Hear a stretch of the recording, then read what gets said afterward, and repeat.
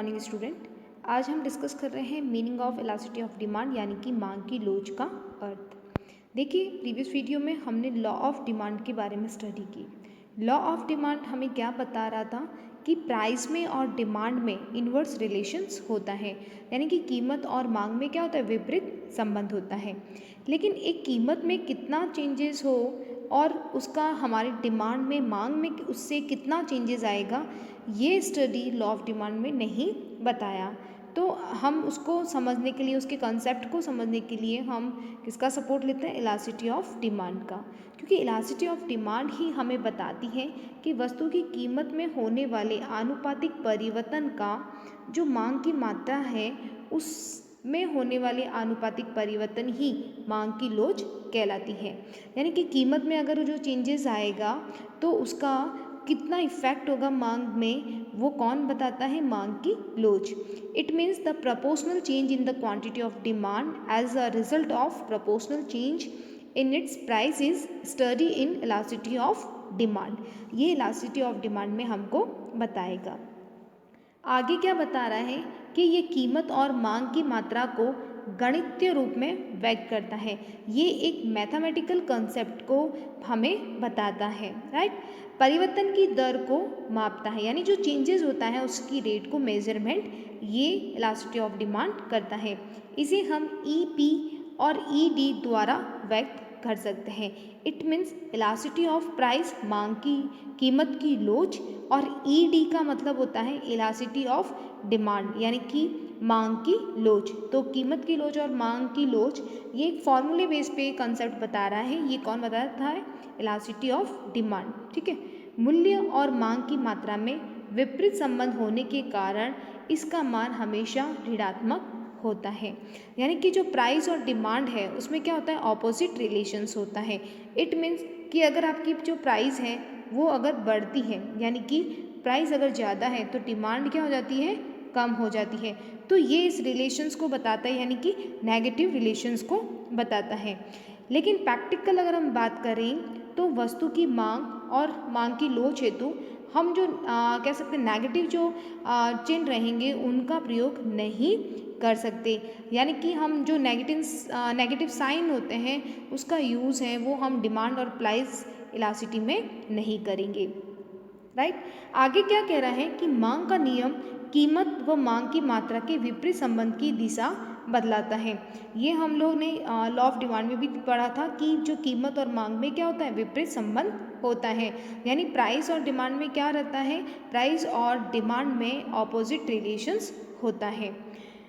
लेकिन ये उसके मात्रात्मक की व्याख्या नहीं करता। इट मीन्स क्वांटिटी जो होती है उसके बारे में ये नहीं हमको क्लेरिफाई कर पा रहा है उसके रिलेशंस को। मात्रात्मक का मतलब होता है क्वांटिटी।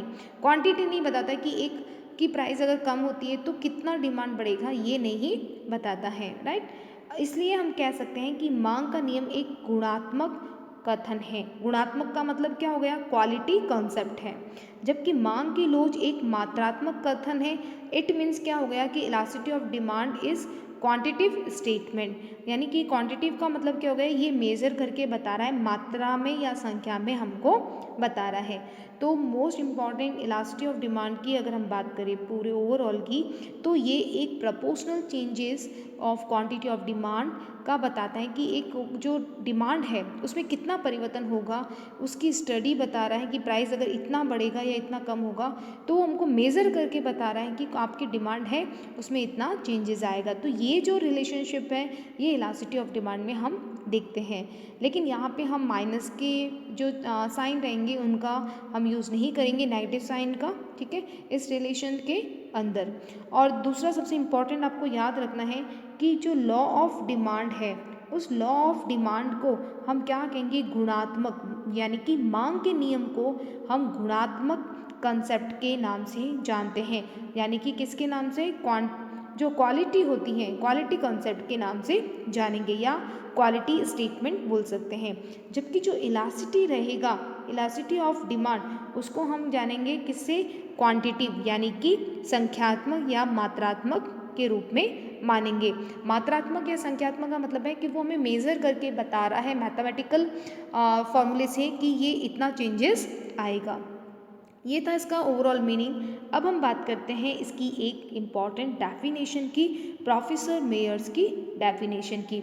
देखिए प्रोफेसर जो मेयर्स थे उन्होंने अपनी डेफिनेशन में क्या बताया कि मांग की लोच किसी दी हुई मांग रेखा पर कीमत में हुए सापेक्षिक परिवर्तन के फलस्वरूप खरीदी गई मात्रा में सापेक्षिक परिवर्तन की माप है। इट मीन्स ये क्या कह रहा है, the elasticity of demand is measure of relative change in the amount purchase is response to a relative change in the price or a given demand curve. देखिए अगर प्राइस में जो चेंजेस आ रहा है या हम कह सकते हैं जो प्राइस में बदलाव आएगा उससे उसका रिलेटिव यानी कि उसके कारण जो डिमांड की अमाउंट में कितना परिवर्तन आएगा उसको मेजर करना इलास्टिसिटी ऑफ डिमांड होता है। यानी कि मेज़र करके आपको बता रहा है कि कितना चेंजेस आएगा, कितना अमाउंट, कितनी मात्रा में चेंजेस आएगा, ये कौन बता रहा है, मांग की लोच बता रही है। ये प्रोफेसर मेयर्स की एक डेफिनेशन थी। तो यानी प्रोफेसर मार्शल, प्रोफेसर रॉबिन्सन ने भी अपनी अपनी कह सकते हैं डेफिनेशन दी। उन डेफिनेशन में एक कॉमन चीज़ ये थी कि जो प्रपोजनल चेंजेस आता है वो क्या होता है, वो उस प्रपोजनल चेंजेस का आनुपातिक जो परिवर्तन होता है उसके संबंध को कौन बताता है, इलास्टिसिटी ऑफ डिमांड बताता है। बात करते हैं सेकंड पॉइंट की, नेचर और kinds of elasticity of demand, यानी कि मांग की लोच और मांग की प्रकृति के बारे में। तो देखिए क्वेश्चन आ सकता है कि आपको एक्सप्लेन करना है या तो नेचर इलास्टिसिटी ऑफ डिमांड का या काइंड्स ऑफ या types of elasticity of demand, तो आंसर क्या होगा, सेम ही होगा। इसको जो कह सकते हैं नेचर है या टाइप्स हैं उसको हमने 3 हेडिंग में डिवाइड किया है, 3 शीर्षक में बताया गया है, राइट। तो सबसे पहले बात करते हैं हम लोग प्राइस इलास्टिसिटी की या प्राइस इलास्टिसिटी ऑफ डिमांड की। तो देखिए क्या बता रहा है कि मांग की कीमत लोच के अंतर्गत कीमत में परिवर्तन से मांग की मात्रा में जो परिवर्तन होता है उस पर विचार किया जाता है या उसे कहा जाता है मांग की कीमत लोच। यानी जो चेंजेस हैं वो किसके कारण आ रहा है, वो चेंजेस सिर्फ कीमत में चेंजेस यानी प्राइस में जो चेंजेस आ रहा है उसके कारण आपकी मांग की मात्रा में परिवर्तन होगा। तो मेन वर्ड आपको ध्यान रखना है क्या है, कीमत, ठीक है। तो कीमत में अगर परिवर्तन हुआ, कीमत प्राइस में अगर कुछ भी चेंजेस आया तो आपका डिमांड भी क्या होगा, चेंजेस होगा। अन्य शब्दों में क्या बता रहा है, किसी वस्तु की कीमत में एक निश्चित परिवर्तन होने पर उसकी मांग मात्रा में जो आनुपातिक परिवर्तन होगा उसका माप करना ही मांग की कीमत लोच कहलाता है। यानी कि आपकी प्राइस में अगर कोई चेंजेस आ रहा है तो उसके कारण क्या होगा कि आपकी मांग की यानी आप डिमांड में भी जो प्रोपोर्शनल चेंजेस आएगा, जो आनुपातिक परिवर्तन आएगा उसे ही इलास्टिसिटी ऑफ डिमांड कहा जाता है। इसे और एक नाम से मांग की कीमत लोच को यानी कि प्राइस इलास्टिसिटी ऑफ डिमांड को हम एक दूसरे नाम से भी जानते हैं, वो होता है मांग की लोच यानी इलास्टिसिटी ऑफ डिमांड भी कहा जाएगा। तो इस का जो आपका पैराग्राफ आपने देखा उस पैराग्राफ में सबसे इम्पॉर्टेंट लाइन क्या है कि जो प्राइस इलास्टिसिटी ऑफ डिमांड होगा उसमें चेंजेस किसके कारण आ रहा है, डिमांड में, प्राइस में। अगर प्राइस में चेंजेस हुआ तो आपका डिमांड भी क्या होगा, चेंजेस होगा। इट मीन्स क्या कह रहा है, the change in the quantity of demand due to change in the price are consider with the price elasticity of demand. Price में जो भी चेंजेस आएगा उसके कारण आपकी डिमांड में भी चेंजेस आ रहा है। और ध्यान रखिएगा प्राइस इलास्टिसिटी ऑफ डिमांड यानी कि मांग की कीमत लोच को हम एक और नाम से जानते हैं, वो कौन सा नाम है आपका, मांग की लोच यानी कि कह सकते हैं इलास्टिसिटी ऑफ डिमांड। क्लियर है आपको। चलिए इसे हम एक फॉर्मूले के से इसको समझने की कोशिश करते हैं। देखिए इसका फॉर्मूला क्या है, मांग की कीमत लोच यानी price elasticity of demand. Price elasticity of demand is equal to मांग की मात्रा में आनुपातिक परिवर्तन यानी कि change in the quantity of demand, ठीक है, या हम कह सकते हैं proportionate change in the quantity of demand upon वस्तु की कीमत में आनुपातिक परिवर्तन। तो देखिए ये क्या कह रहे हैं, ऊपर आपके क्या आ रहा है, change in the quantity of demand, जो आपकी डिमांड में चेंजेस आया, और नीचे क्या लिखना है आपको, change in the price of commodity, जो प्राइस में चेंजेस आया है उसके बारे में, ठीक है। तो फॉर्मूला क्या बन जाएगा आपका, price elasticity of demand is equal to proportionate change in the quantity of demand upon proportionate change in the price of commodity, ठीक है। इसे हम एक शॉर्ट तरीके से भी समझ सकते हैं। ईपी का मतलब हो गया आपका इलास्टिसिटी ऑफ जो आपकी प्राइस है, प्राइस इलास्टिसिटी ऑफ डिमांड, उसके बारे में बता रहा है। तो ये क्या होगा डेटा Q अपॉन Q, यानी कि change in the quantity upon Q। ये Q का मतलब क्या हो गया, जो आपका Q का जो इनिशियल क्वांटिटी ऑफ कमोडिटी होगी, इनिशियल क्वांटिटी ऑफ कमोडिटी जो प्रारंभिक मांग की मात्रा होगी उसे बताया गया है Q का, ठीक है। मल्टीप्लाई करेंगे P अपॉन डेटा P, यानी चेंज इन P जो प्राइस है उसमें। या फिर इस फॉर्मूले को हम लिख सकते हैं, ये एवरग्रीन फार्मूला है जो हम देखते हैं काफ़ी कंपटीशन एग्जाम में भी यही फार्मूला आपसे पूछा जाता है। ये फार्मूला किससे रिलेटेड है, तो प्राइस इलास्टिसिटी ऑफ डिमांड से। तो देखिए इसका फार्मूला क्या है कि change in quantity upon change in price. P कौन सा यूज़ करेंगे, जो आपका इनिशियल प्राइस ऑफ कमोडिटी होगी, जो प्रारंभिक कीमत होगी वस्तु की, वो इसमें आएगी। और क्यू भी वही आएगा जो इनिशियल क्वांटिटी ऑफ कमोडिटी होगी, यानी प्रारंभिक मात्रा जो वस्तु की होगी वो इसमें बताया जाएगा।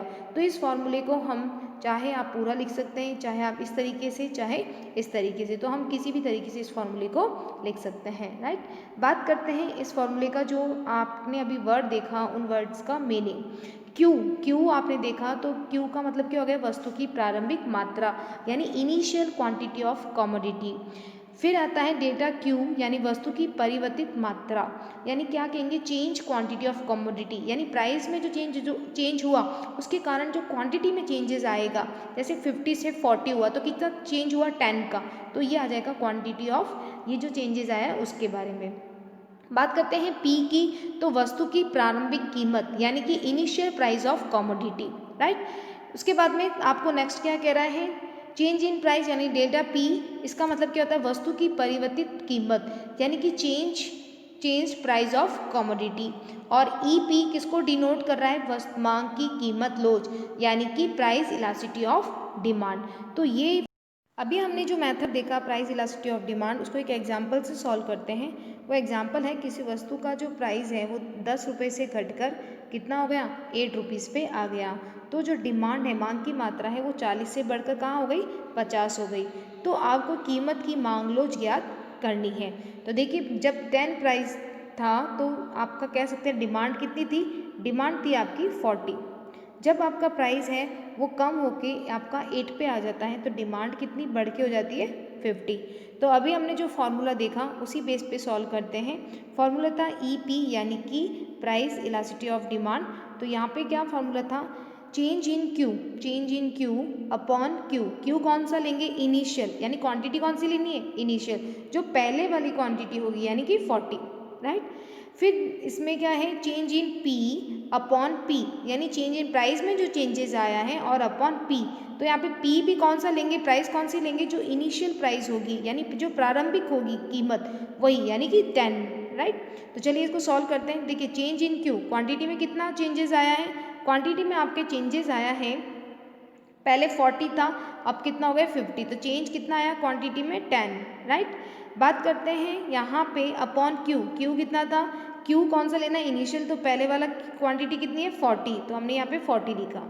अब चेंज इन पी, यानी प्राइस में चेंजेस कितना आ रहा है 2, यानी कि 10 और 8 में डिफरेंस कितना है 2 का, तो प्राइस में कितना आ रहा है 2 का चेंजेस, और लिखना है अपॉन 10 कहाँ से आया, जो इनिशियल प्राइस होगी 10 वो लेनी है हमको। चलिए इसे सॉल्व करेंगे तो ये हो जाएगा 10 अपॉन 40 मल्टीप्लाई 10 अपॉन 2। तो इसे जब सॉल्व करेंगे तो आंसर आ रहा है 1.25। जब 1.25 यानी एक से ज़्यादा आपका आ रहा है तो हम क्या कह सकते हैं, अगर एक से आपका कह सकते हैं इसमें अगर आंसर आपका ज़्यादा आएगा तो ये क्या कहलाएगा, इकाई से ज़्यादा। तो इसे हम कह सकते हैं लोचदार मांग, यानी कि इलास्टिसिटी ऑफ डिमांड। यानी कि इसका मतलब हो गया 1.25 which more than unit 1 it will be called as higher elasticity of demand, ठीक है। तो ये ज़्यादा इलास्टिसिटी ऑफ डिमांड को बताएगा क्योंकि आंसर हमारा एक यूनिट से ज़्यादा आ रहा है। इसका एक एग्जाम्पल और लेते हैं। वो एग्जाम्पल है कि जैसे प्राइस है आपका 100 था और क्वांटिटी आपकी 50 थी। सपोज दैट आपकी प्राइस है अब बढ़ रही है, प्राइस क्या हो रही है, इंक्रीज हो रही है, और इंक्रीज हो के वो कितनी हो रही है 100 से 125 में। तो जब प्राइस बढ़ती है तो आप जानते हैं कि डिमांड क्या होगी, कम होगी। पहले समझ लें कि पहले आपकी प्राइस थी 100 थी तो आपका जो डिमांड था वो 50 का था, लेकिन जैसे ही प्राइस को इंक्रीज़ किया, प्राइस बढ़ गई मार्केट में, तो आपका जो डिमांड होगा वो ऑटोमेटिकली क्या हो जाएगा, कम हो जाएगा। तो बिल्कुल इसे उसी फॉर्मूले से सॉल्व करना है जब हमने अभी ऊपर आपको सॉल्व करके बताया। तो देखिए क्या होगा कि क्वांटिटी में चेंजेस कितना आया, क्वांटिटी में चेंज आया है 10 का, 50 से 40, तो हमने यहाँ 10 लिखा क्योंकि हम यहाँ पे नेगेटिव साइन यूज़ नहीं करेंगे, इसीलिए देखिए 10 का और डिफरेंस निकालेंगे तो 10 आ गया। यहाँ पे क्यू क्या होगा, जो इनिशियल क्वांटिटी है, इनिशियल पहले वाली क्वांटिटी कितनी है 50, आपको यहाँ पे जो क्यू लेना है वो हमेशा इनिशियल लेना है जो पहले वाला होगा, राइट, तो 50। फिर लिखेंगे डिवाइडेड हमने कैसे किया है 25 क्या होगा, जो चेंज इन प्राइस में कितना चेंजेस आया 100 था और अब आपका कितना हो गया 125, तो ये आ गया 25। फॉर्मूला यही है। पी लेना है इनिशियल जो प्राइस है, पहले की प्रारंभिक जो कीमत है वही लेंगे 100, ठीक है। फिर हम इसे सॉल्व करेंगे तो देखिए क्या आया कि चेंज इन क्वांटिटी कितना है 10 अपॉन 50 क्या आ गया क्यू कौन सा हो गया इनिशियल जो आपकी क्वांटिटी है वो, मल्टीप्लाई 100 कौन सा होगा, जो इनिशियल जो प्राइस है आपका 100 पहले की प्रारंभिक कीमत, और डिफरेंस आपका क्या कहलाएगा 25, दोनों का डिफरेंस प्राइस का। तो ये आंसर आ रहा है हमारा 0.8 का, ये 0.8 क्या कहलाता है, ये कहलाएगा आपका इनएलास्टिसिटी ऑफ डिमांड। क्यों कहलाएगा इनएलास्टिसिटी ऑफ डिमांड, क्योंकि ये एक से क्या है कम है।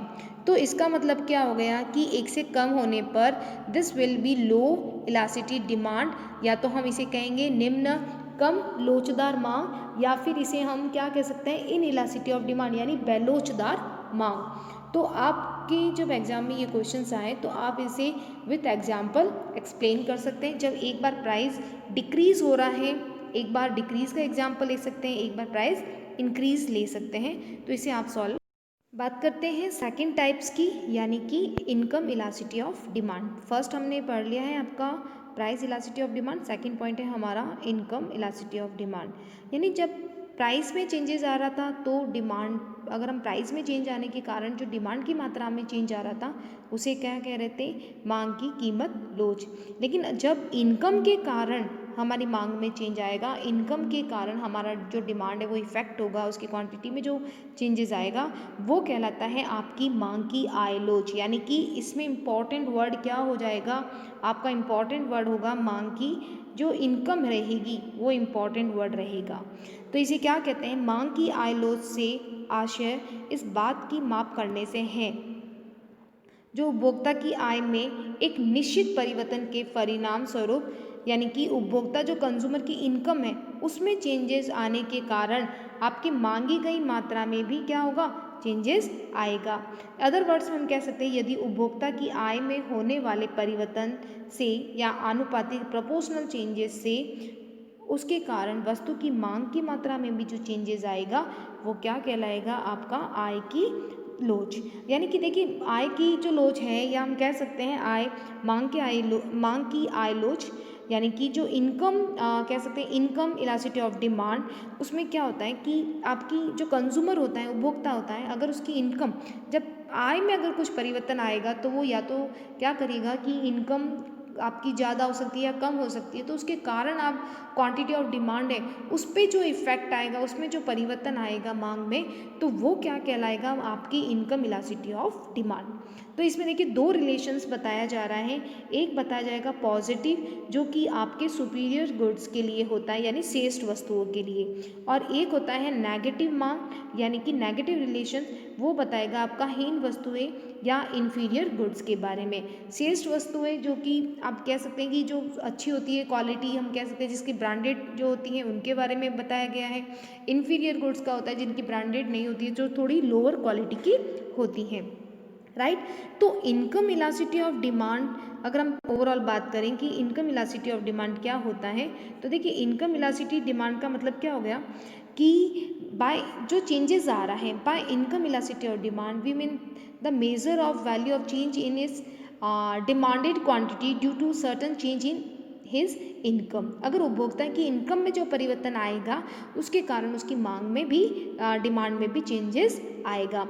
In other word, one other things being seen, the proportionate change in the demand quantity of consumer due to changes in his income is known as income elasticity of demand. यानी कि जो आनुपातिक परिवर्तन आता है आय में, उसके कारण आपकी जो मांग की मात्रा के कह सकते हैं परसेंटेज या आनुपातिक परिवर्तन आएगा, उसे कहा जाता है आपका इनकम इलास्टिसिटी ऑफ डिमांड। ये जो इनकम इलास्टिसिटी ऑफ डिमांड है, ये प्रेजेंट करता है टू रिलेशंस को, पॉजिटिव एंड नेगेटिव। ध्यान रखिएगा, बहुत इंपॉर्टेंट क्वेश्चन है, क्योंकि ये 2 मार्क्स का क्वेश्चन पूछा भी जाता है कि जो पॉजिटिव है वो कौन सी वस्तुओं के लिए होता है, सुपीरियर गुड्स के लिए, और जो नेगेटिव होता है वो होता है इन्फीरियर गुड्स के लिए, राइट। चलिए बात करते हैं इसके फॉर्मूले की।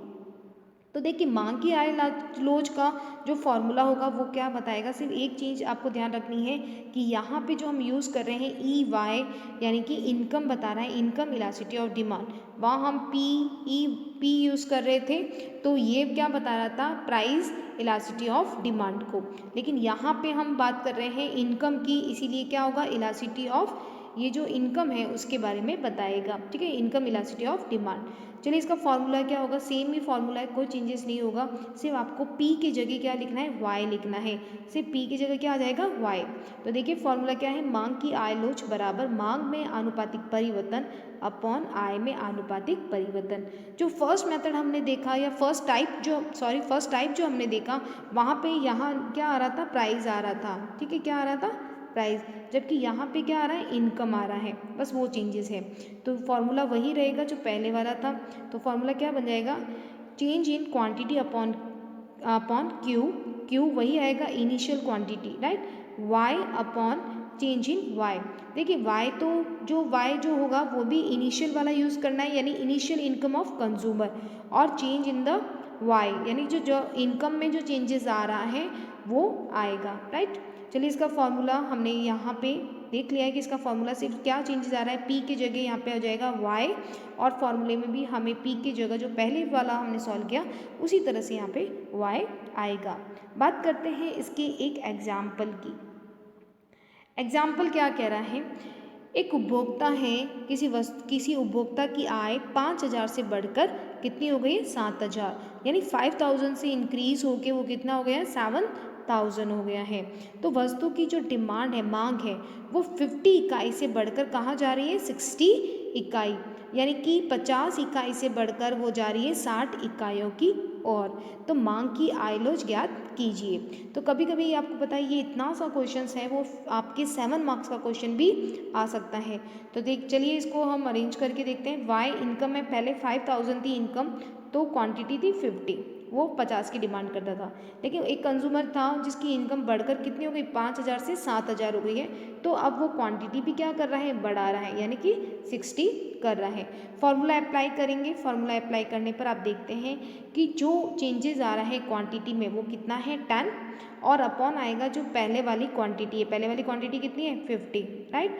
मल्टीप्लाई करेंगे 5,000 आता है जो इनिशियल इनकम होगी पहले की, यानी इनिशियल इनकम ऑफ कंज्यूमर कितनी है, 5,000 पहले की इनकम, अपॉन करेंगे जो चेंजेस आया है इनकम में वो कितना है, 5,000 और 7,000 का जो डिफरेंस है, 5,000 और 7,000 का डिफरेंस कितना है, 2,000, तो ये 2,000 यहाँ आ जाएगा। तो हमारा आंसर आ रहा है 0.5 का। तो देखिए 0.5 में हम कह सकते हैं कि ये क्या है, इसमें 0.5 जो आपका आंसर आया है, तो there is no sign before 0.5, कोई भी साइन नहीं है उसके लिए, तो ये एक क्या बताएगा, positive relations, this has positive value. तो कमोडिटी इस किससे रिलेटेड होगी, सुपीरियर कमोडिटी से, तो ये एक श्रेष्ठ वस्तु से रिलेटेड होगी, क्योंकि यहाँ पे कोई भी आप कह सकते हैं जो चिन्ह है या साइन है वो नहीं आ रहा है। बात करते हैं एक अनदर एग्जाम्पल, यानी कि जो नेगेटिव है उसको लेके चलते हैं। चलिए देखिए क्या है, 5,000 एक पर्सन या एक कंज्यूमर की इनकम थी और क्वांटिटी थी 50। यहाँ पे कंज्यूमर का जो इनकम है वो 6,000, यानी इंक्रीज हुआ, 5,000 से 6,000 हुआ, पर जो क्वांटिटी है वो डिमांड नहीं कर रहा है वस्तु की, वो कितना हो रहा है, 40। तो यहाँ पे क्या है, जो इनकम है वो तो आपकी बढ़ी, लेकिन जो क्वांटिटी है उसमें जो है वो इंक्रीज नहीं हुई, वो क्या हुई, कम हो गई, 50 से 40 हो गई। चलिए इसको सॉल्व करते हैं। अब यहाँ पे माइनस का 10 आ रहा है, माइनस का 50, ये क्या हो गया, 40 माइनस 50 तो कितना आया, -10, तो ये क्वांटिटी में चेंजेस आया। इनिशियल क्वांटिटी कितना होगा, इनिशियल क्वांटिटी 50 क्योंकि ये 50 इनिशियल दे रखा है, आपको प्रारंभिक मात्रा लेनी है। मल्टीप्लाई करेंगे 5000 पहले की जो इनकम है प्रारंभ की इनकम, और डिफरेंस आ जाएगा अपॉन 1000, यानी 5000 का जो डिफरेंस है 6000 में वो डिफरेंस लेंगे 1000 का, तो माइनस का 1 आंसर आ रहा है इसे सॉल्व करने पर। तो ये जो एग्जाम्पल है जिसमें आपका माइनस का 1 प्रेजेंट कर रहा है, यानी कि जो साइन आ रहा है वो माइनस का आ रहा है, तो ये क्या कहलाएगा, ये इन्फीरियर गुड्स को प्रेजेंट करेगा। तो ये हम कह सकते हैं कि EY is -1 and the goods are related to inferior goods. तो ये जो इन्फीरियर निष्कर्ष या हीन वस्तुएं से जो वस्तुएं हैं उनसे रिलेटेड। देखिए अभी हमने बात की थी इनकम इलास्टिसिटी ऑफ डिमांड की, अब हम इसके लास्ट टाइप की बात कर रहे हैं क्रॉस इलास्टिसिटी ऑफ डिमांड, यानी मांग की आड़ी तिरछी लोच। It's a very important point, ये बहुत ही इंपॉर्टेंट पॉइंट है जो काफ़ी बार एग्जाम में पूछा जाता है। तो देखिए क्या होगा, किसी वस्तु की मांग पर संबंधित वस्तुओं के मूल्य में होने वाले परिवर्तन का प्रभाव पड़ता है। यानी जो रिलेटिव गुड्स होते हैं, किसी कमोडिटी से, किसी वस्तु से कोई रिलेटेड गुड्स होता है, अगर उसकी आप कह सकते हैं उसकी प्राइस में अगर कोई चेंज आता है, उसकी कीमत में अगर कोई परिवर्तन आता है, तो उस वस्तु की मांग में भी परिवर्तन आएगा। संबंधित वस्तुएं एक दूसरे की पूरक या स्थापन हो सकती हैं। देखिए या तो क्या होगा, कॉम्प्लीमेंट्री गुड्स होगी या सब्स्टिट्यूट गुड्स होगी। मांग की आड़ी तिरछी लोच के अंतर्गत संबंधित वस्तुओं की कीमत में परिवर्तन से किसी वस्तु विशेष की मांग की मात्रा में आने वाले परिवर्तन को व्यक्त किया जाता है। इंपॉर्टेंट लाइन है, वेरी इंपॉर्टेंट, कि अगर कोई रिलेटिव गुड्स हैं उनकी प्राइजेस में चेंजेस आएगा तो आपकी मांग की डिमांड की जो क्वांटिटी होगी उसमें भी चेंजेस आएगा। अतः किसी वस्तु की विशेष की मांग में होने वाले आनुपातिक परिवर्तन जो किसी संबंधित वस्तु की कीमत में परिवर्तन से हुआ है, यानी कि जो आपकी डिमांड है उसमें चेंजेस क्यों आ रहा है, क्योंकि जो रिलेटिव गुड्स थे यानी उससे संबंधित जो वस्तुएं थी, चाहे वो आपकी कॉम्प्लीमेंट्री गुड्स हो सकती है, पूरक वस्तुएं हो सकती है, या फिर आपका सब्स्टिट्यूट गुड्स हो सकता है यानी प्रतिस्थापन वस्तुएं हो सकती है, तो उनमें अगर उनकी प्राइस में अगर चेंज आया तो आपकी डिमांड में क्या आएगा, चेंजेस आएगा। तो उसे मांग की आड़ी तिरछी लोच कहा जाता है। क्या कहा जाता है, क्रॉस इलास्टिसिटी ऑफ डिमांड। इसे हम फॉर्मूले में जब एक्सप्लेन करेंगे तो ई सी किससे डिनोट करेगा, आपका जो कॉम्प्लीमेंट्री गुड्स होगी उसके बारे में, और EXY बताएगा सब्स्टिट्यूट गुड्स के बारे में। यानी कि EC का मान, ये देखिए EC का मान प्लस में होने पर प्रतिस्थापन वस्तुएं और माइनस में होने पर पूरक वस्तुएं आप कह सकते हैं सप्लीमेंट्री गुड्स कहलाएगी। तो देखिए EC का मान अगर पॉजिटिव होने पर सब्स्टिट्यूट गुड्स, और आप कह सकते हैं अगर माइनस में है तो ये क्या आ जाएगा आपका सप्लीमेंट्री गुड्स के बारे में, राइट। ओवरऑल ये क्या कह रहा है कि तो डिमांड ऑफ द कमोडिटी, जो डिमांड ऑफ कमोडिटी होती है, मांग की जो मात्रा होती है वो किससे अफेक्टेड हो सकती है, तो हम कह सकते हैं कि the demand of any commodity is also affected by the change in the price of the related commodities. जो रिलेटेड या संबंधित वस्तुएं होती हैं उसकी कीमत में परिवर्तन आने पर जो चेंजेस आएगा डिमांड में वो कहलाएगी cross elasticity of demand, right. या तो कमोडिटी में भी कॉम्प्लीमेंट्री हो सकती है, ठीक है, या फिर सब्स्टिट्यूट हो सकती है। तो क्रॉस इलास्टिसिटी का मतलब क्या हो गया कि आपके संबंधित वस्तुओं में जो चेंजेस आता है, रिलेटिव गुड्स में जो चेंजेस आएगा उसके कारण क्वांटिटी ऑफ डिमांड क्या होगी, अफेक्ट होगी और उसमें चेंजेस आएगा, राइट। बात करते हैं इसके फॉर्मूले की, मांग की आड़ी तिरछी लोच यानी क्रॉस इलास्टिसिटी ऑफ डिमांड। तो देखिए क्रॉस इलास्टिसिटी ऑफ डिमांड में क्या होगा, एक्स वस्तु की मात्रा, यहाँ क्या आ जाएगा मात्रा, एक्स वस्तु की मात्रा में होने वाला परिवर्तन यानी कि change in the demand of commodity x, यहाँ पे क्या आना चाहिए मात्रा, ठीक है। चलिए आगे क्या कह रहे हैं, वाई वस्तु की कीमत में होने वाला परिवर्तन, यानी कि एक्स वस्तु की तो क्वांटिटी आएगा और नीचे क्या आ रहा है, वाई वस्तु की कीमत में होने वाला आनुपातिक परिवर्तन, change in the price of commodity Y. तो ये फॉर्मूला था। इसी फॉर्मूले को हम एक छोटे रूप में भी देखें, बात करते हैं इसके फॉर्मूले की। क्या होगा, EC और EXY यानी कि या तो कॉम्प्लीमेंट्री गुड्स के बारे में या सब्स्टिट्यूट गुड्स के बारे में हम बात कर रहे हैं। तो यहाँ पे देखिए क्या होगा formula, change in QX, change in QX का मतलब हो गया कि जो X वस्तु है उसकी क्वांटिटी में जो चेंजेस आया है अपॉन क्यू एक्स, यानी कि जो एक्स वस्तु है उसका जो इनिशियल क्वांटिटी है, जो पहले की आपकी प्रारंभिक मात्रा है वो, अपॉन करेंगे क्या करेंगे, change in the price of egg Y, यानी कि जो y वस्तु की प्राइस में जो चेंजेस आया है, और अपॉन करेंगे पी वाई, यानी कि जो प्राइजेस हैं y का, कौन सी प्राइजेस y का, जो initial price of commodity y है उसकी प्रारंभिक मात्रा। ठीक है, तो चलिए इस फॉर्मूले का जो हम कह सकते हैं थोड़ा सा आगे से देख लीजिए किस किस नाम से जाना जाता है।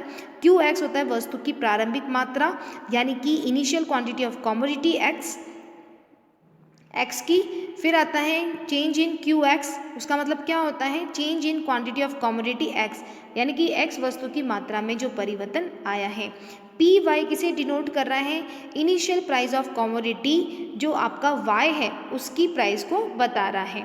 फिर आता है चेंज इन पी वाई, यानी वस्तु की परिवर्तित कीमत, यानी कि जो change price of commodity Y की जो कीमत में परिवर्तन हुआ है उसे ई एक्स वाई बताता है वस्तु की आड़ी या तिरछी लोच, यानी कि क्रॉस इलास्टिसिटी ऑफ डिमांड को।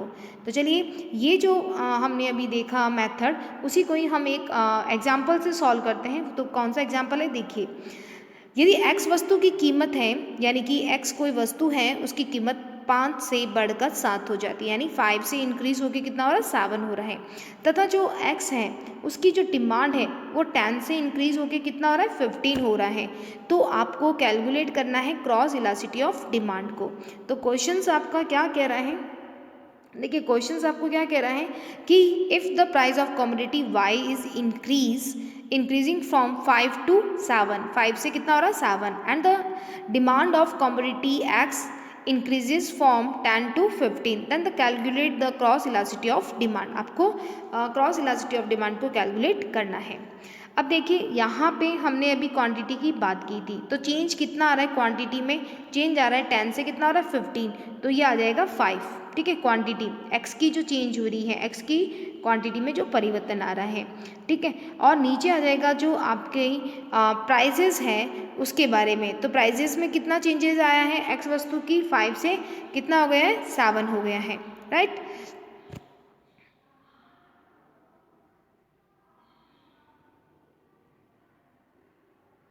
क्रॉस इलास्टिसिटी ऑफ डिमांड का हम एक एग्जांपल सॉल्व करते हैं, जिसमें देखिए यदि एक्स वस्तु की कीमत जो प्राइस है वो 5 से बढ़कर 7 हो जाती है, यानी प्राइस में क्या हो रहा है, एक्स वस्तु की प्राइस में चेंजेस आ रहा है, वो इंक्रीज हो रही है, 5 से कितना हो रहा है, 7 हो रहा है।